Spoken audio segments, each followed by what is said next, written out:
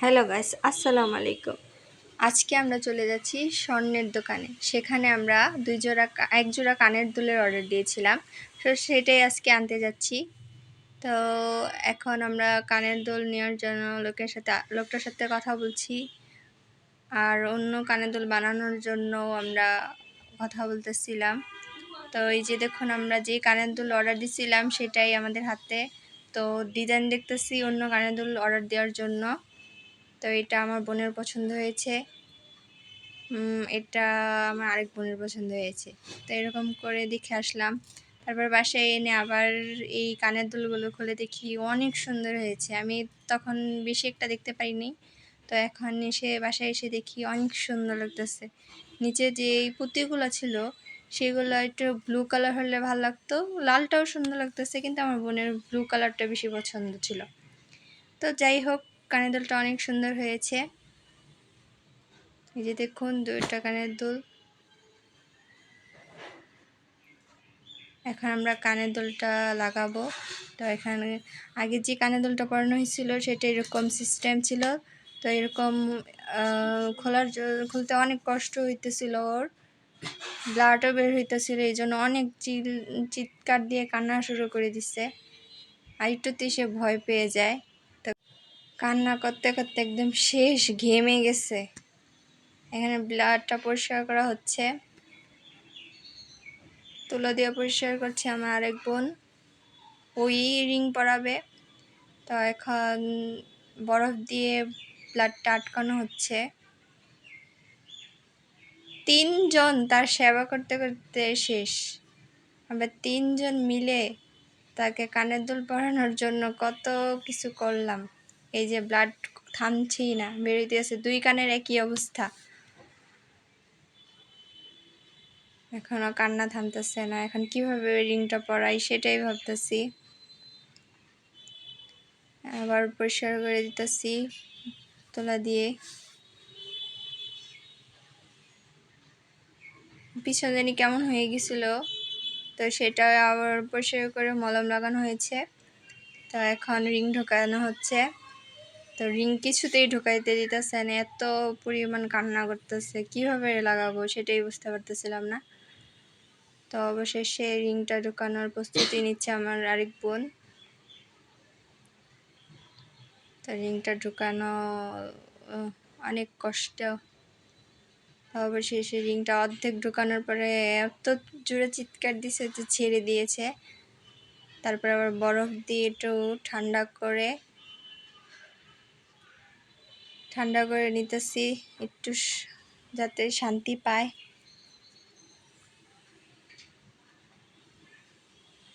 বরফ ধরে রাখা হয়েছে। তারপর এই যে আস্তে আস্তে রিংয়ের মাথাটা বেরোইতেছিল না। ওই তো কান্না করতে করতে শেষ। অবশেষে একটা জোরে চাপ দিয়েতে এই বেরিয়ে আসলো কানের মাথাটা, রিংয়ের মাথাটা। তারপরে আবার ব্লাড বেরোনো শুরু করছে। তারপরে আবার বরফ দিয়ে সেটা আটকানোর চেষ্টা করতেছি। তাই এত কষ্ট হবে জানতাম না আগে।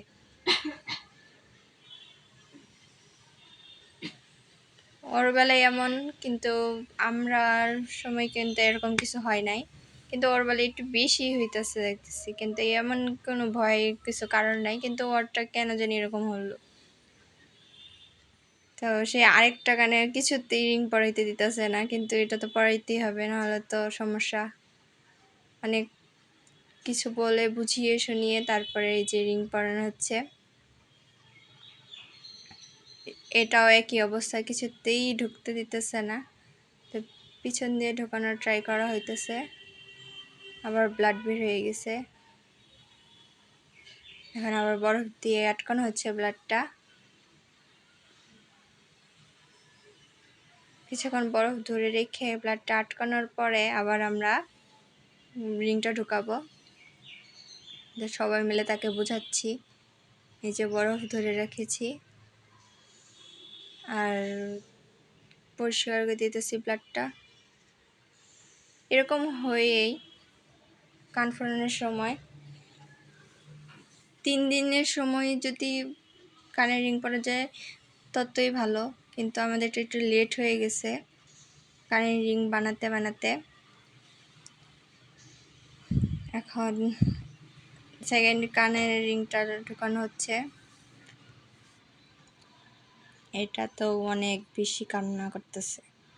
এখানেও বরফ লাগানো হইতেছে যাতে সে আরাম পায়।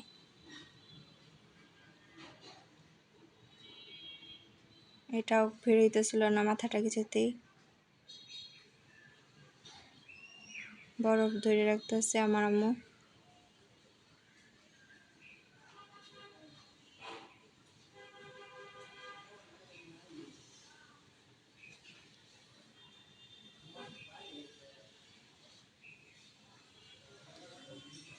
কিছুতেই বের হইতেছিল না, কেমন যে লাগতেছিল, অস্থির, বিরক্ত লাগতেছিল।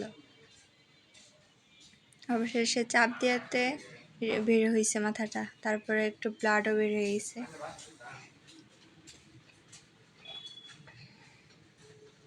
তারপর বরফ দিয়ে আবার ঠান্ডা করা হচ্ছে যাতে সে আরাম পায়। তো ব্লাড বেরোইতেই আছে, ব্লাড ব্লাড কমতেছেই না।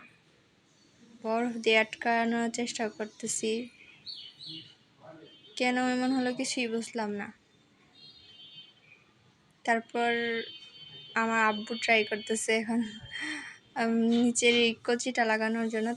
নতুন কানের দুল পরানোর পরে মিষ্টি মুখ করছি সবাই। আল্লাহ হাফেজ, সবাই ভালো থাকবেন।